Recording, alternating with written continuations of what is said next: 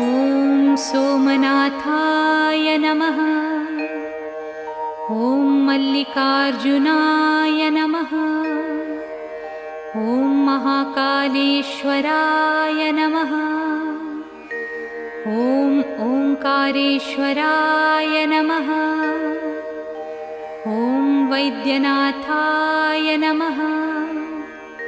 ॐ भीमशंकराय नमः।